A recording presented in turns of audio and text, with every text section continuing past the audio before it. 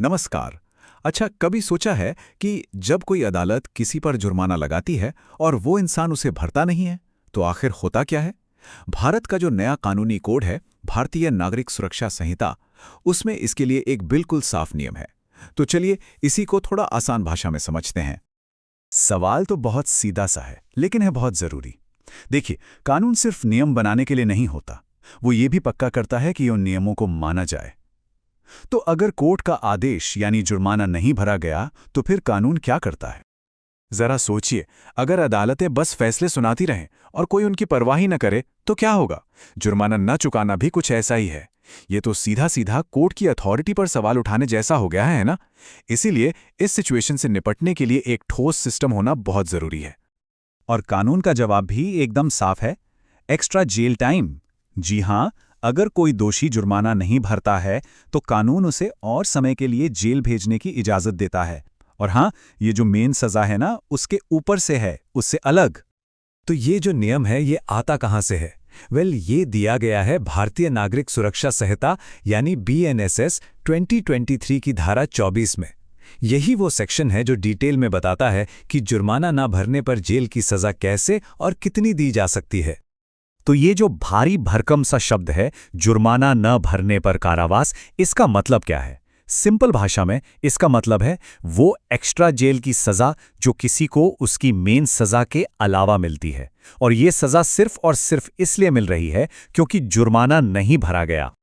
अब इस धारा में ना दो बहुत जरूरी नियम हैं, दो लिमिट्स हैं, समझिए। पहला, ये जो एक्स्ट्रा सजा है वो मजिस्ट्रेट की जनरल पावर से ज्यादा नहीं हो सकती। और दूसरा नियम, जो कि सबसे ज्यादा जरूरी है, ये सजा उस जुर्म के लिए जो मैक्सिमम जेल की सजा तय है, उसके 1/4 से ज्यादा नहीं हो सकती। तो चलिए अब इस 1/4 वाले नियम को थोड़ा प्रैक्टिकली समझते हैं। एक उदाहरण से ये बिल्कुल क्लियर हो जाएगा। मान लेते हैं कि एक ऐसा जुर्म है जिसमें कानून के हिसाब से ज्यादा 4 साल की जेल हो सकती है, और कोर्ट ने दोषी को कुछ सजा सुनाई है और साथ में जुर्माना भी लगाया है। अब यहीं पर वो हमारा मैजिक नंबर आता है 1/4, मतलब 1/4। कानून साफ कहता है कि अगर जुर्माना नहीं भरा गया तो जो एक्स्ट्रा जेल होगी वो इस मैक्सिमम सजा यानी 4 साल के 1/4 से ज्यादा नहीं हो सकती। तो हिसाब बहुत सिंपल है।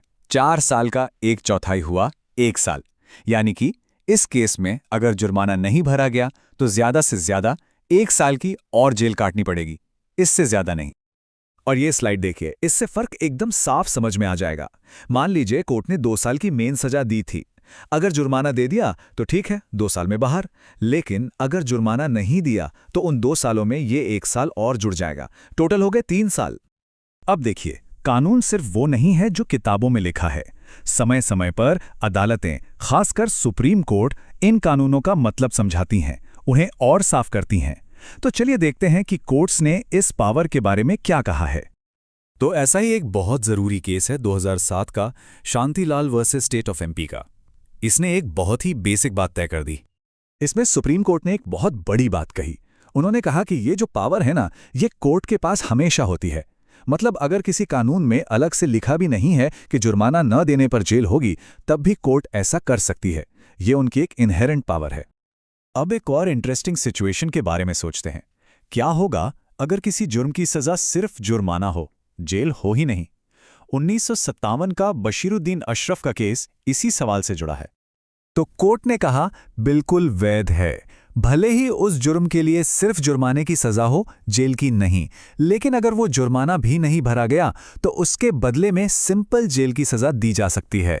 इससे ये पक्का हो जाता है कि लोग छोटे मोटे जुर्मानों को भी हल्के में ना लें। और अब आते हैं हमारे आखिरी केस पे, Chhajju Lal versus state of Rajasthan 1972 का मामला। ये केस इस बारे में है कि कानून के अलग अलग हिस्सों को एक साथ कैसे समझा जाना चाहिए। इसमें सुप्रीम कोर्ट ने समझाया कि कानून के 2 अलग अलग सेक्शन, जैसे कि BNSS की धारा 24 और BNS की धारा 8(3), इनको अलग अलग नहीं पढ़ना है।